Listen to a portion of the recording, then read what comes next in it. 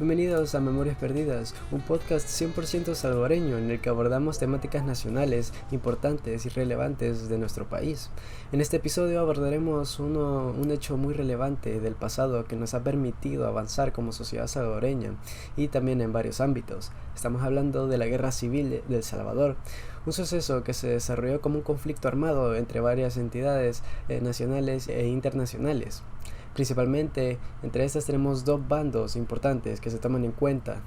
El primero, el gobierno salvadoreño, que también fue apoyado por los Estados Unidos y también por la oligarquía cafetalera, por las 14 familias como también se les llaman, que apoyó al gobierno salvadoreño. Y por otro lado tenemos a la guerrilla salvadoreña, el FMLN, la unión de estas organizaciones que buscaban un cambio por las injusticias a las que se enfrentaba el pueblo salvadoreño, que luchaba por la tan anhelada libertad. En esta ocasión, con la ayuda de invitados especiales que están aquí presentes, te relataremos y explicaremos la historia de El Salvador, tanto el inicio de la guerra y sus antecedentes hasta los procesos por los que se logró la paz. Comencemos con nuestra primera sección. Nuestra primera invitada es Grecia Ponce, historiadora y experta en la historia política de El Salvador. Bienvenida, Grecia. Muchas gracias por la invitación. Es un gran placer estar aquí con ustedes. Grecia, para comenzar, ¿podría darnos una visión general de la situación de El Salvador antes del conflicto? ¿Qué fueron los factores que contribuyeron a la guerra civil? Claro, El Salvador en los años previos al conflicto estaba marcado por una gran desigualdad social. La mayoría de las tierras estaban en manos de una pequeña élite, mientras que la gran mayoría de la población vivía en condiciones de pobreza extrema. Esta desigualdad económica se vio agravada por la falta de reformas agrarias que podrían haber redistribuido la tierra de manera más equitativa. La población campesina, que dependía de la agricultura para su sustento, se encontró sin tierras suficientes para cultivar. Además, la represión militar era una constante con gobiernos autoritarios que respondían con violencia a cualquier intento de protesta o demanda de reforma.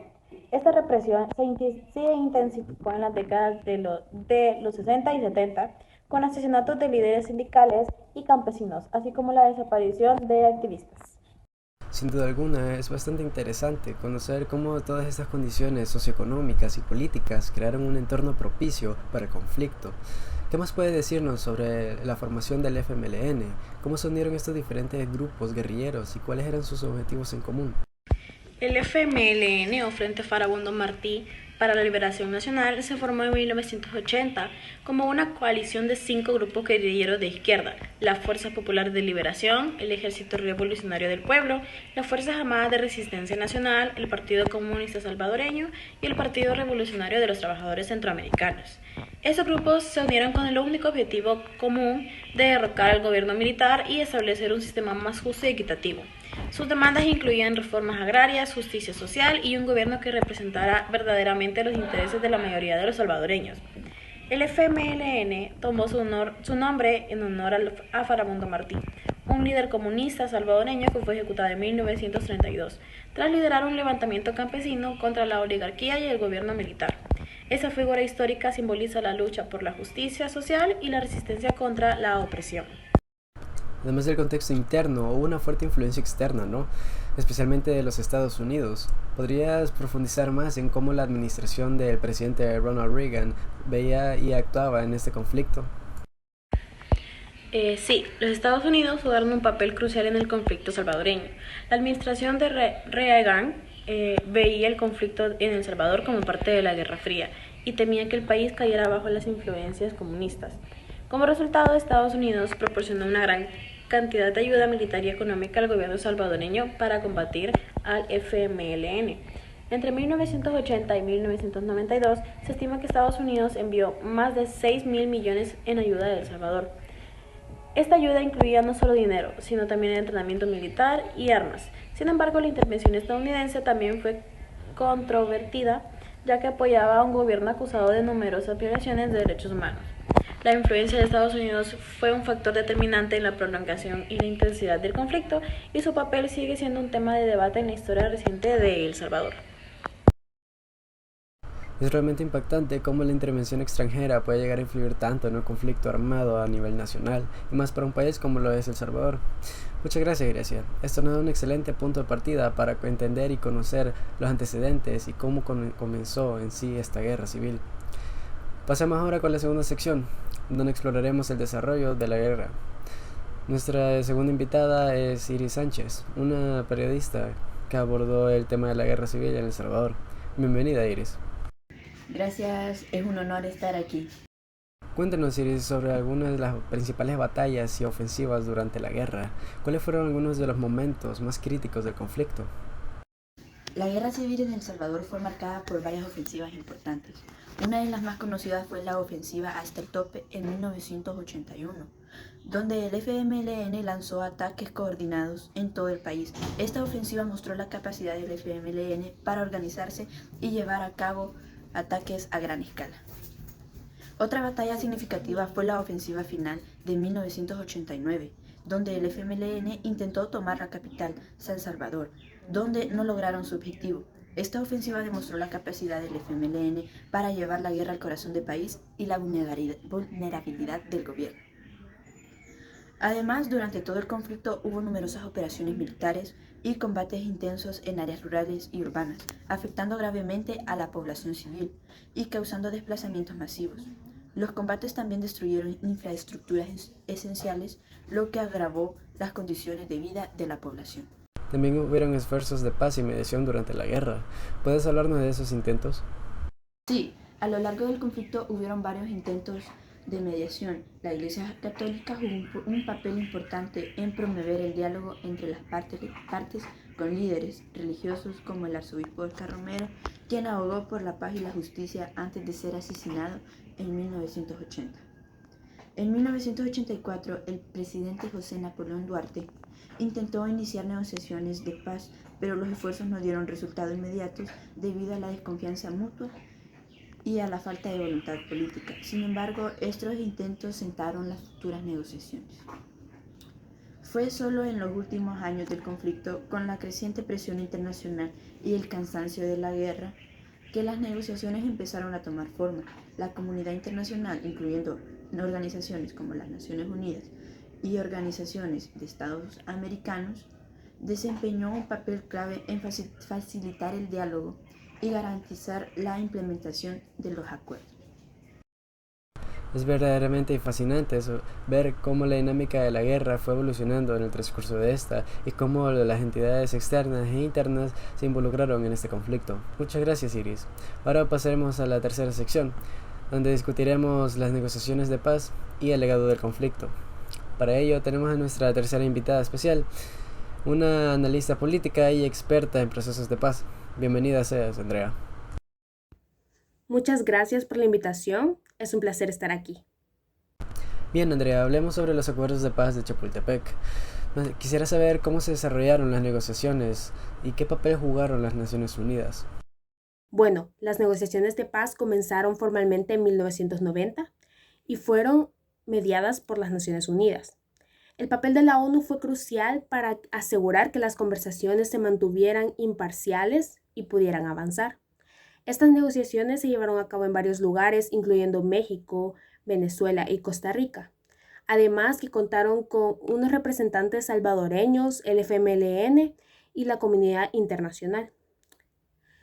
Las negociaciones culminaron en los acuerdos de paz de Chapultepec en 1992, firmados el 16 de enero de 1992 en México. Los acuerdos incluían reformas políticas, la reducción de las Fuerzas Armadas, la creación de una nueva policía civil y el establecimiento de una comisión de la verdad para investigar las violaciones de los derechos humanos cometidas durante el conflicto armado. Además, los acuerdos establecieron mecanismos de la desmovilización y reintegración de los combatientes del FMLN, así como la implementación de reformas económicas y sociales para abordar las causas subyacentes del conflicto. Los acuerdos de paz fueron un hito, pero debieron enfrentar numerosos desafíos la implementación de estos acuerdos, ¿no? ¿Cuáles fueron los principales obstáculos durante este proceso? Bueno, la implementación de los acuerdos de paz no fue fácil. Hubo resistencia tanto dentro del ejército como del FMLN a desmovilizarse y adaptarse a esta nueva realidad política. Algunas facciones militares y guerrilleras temían perder poder e influencia, lo que generó tensiones y desafíos en el proceso de desmovilización. Además, la transición a la paz implicó la reintegración de excombatientes a la vida civil, lo cual fue un proceso complejo y lleno de retos. Muchos excombatientes carecían de habilidades laborales y enfrentaron dificultades para encontrar empleo y reintegrarse a sus comunidades. La reconstrucción del país y la implementación de reformas económicas y sociales también enfrentaron obstáculos, incluyendo la falta de recursos, la resistencia de sectores conservadores. Sin embargo, a pesar de esos desafíos, los acuerdos sentaron las bases para una paz duradera y una transformación política en El Salvador. Es evidente que el camino a la paz no fue sencillo de ninguna manera. ¿Qué impacto han tenido los acuerdos de paz durante los años posteriores dentro de los ámbitos de la política y en la sociedad salvadoreña? El legado del conflicto sigue siendo profundo. La guerra dejó cicatrices en la sociedad salvadoreña y ha influido en la política y en la cultura del país. La memoria del conflicto y las experiencias vividas por las víctimas y los sobrevivientes siguen siendo temas centrales en la sociedad salvadoreña. Sin embargo, también hay aspectos positivos. La firma de los acuerdos de paz permitió una mayor participación política y el fortalecimiento de la sociedad civil. Hoy en día, el FMLN es uno de los principales partidos políticos en El Salvador y ha tenido oportunidad de gobernar el país. Es importante seguir trabajando en la reconciliación y en la construcción de una sociedad más justa y equitativa. La Comisión de la Verdad y los esfuerzos de la justicia transicional han sido pasos importantes para este proceso, pero queda mucho por hacer para sanar las heridas del pasado y garantizar que no se repitan los errores del pasado. En términos de justicia y reparación, ¿qué se ha logrado y qué más queda por hacer? En términos de justicia y reparación, la Comisión de la Verdad, establecida por los acuerdos de paz, ha jugado un papel crucial para la documentación de las violaciones a los derechos humanos y en hacer recomendaciones de justicia y reparación. Sin embargo, estos crímenes aún no han sido juzgados y las víctimas y sus familias siguen buscando justicia. La reparación ha sido un proceso lento y a menudo insuficiente, aunque se han establecido programas para apoyar a las víctimas y a las comunidades afectadas. Muchos sienten que no ha sido como lo suficiente para abordar este trauma y la pérdida sufrida durante la guerra. Es esencial seguir promoviendo la memoria histórica y la educación sobre este conflicto, para que las nuevas generaciones comprendan el pasado y trabajen hacia un futuro más inclusivo y pacífico.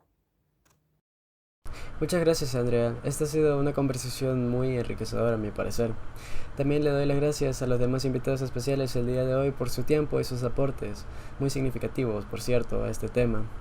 Espero que esta discusión haya brindado a nuestros oyentes una comprensión más profunda de lo que fue esta temática de la guerra civil en nuestro país, El Salvador, y también para que ayude a la comprensión de lo que fue el impacto duradero, el legado o la herencia que dejó luego para las demás generaciones. Para finalizar, continuaremos con una conclusión de lo que fue este suceso histórico presentado por mi compañera Angelina. Dime, ¿qué piensas sobre todo esto, Angie? Hemos llegado al final de este episodio, donde hemos explorado a fondo la guerra civil en El Salvador desde sus orígenes hasta sus repercusiones actuales.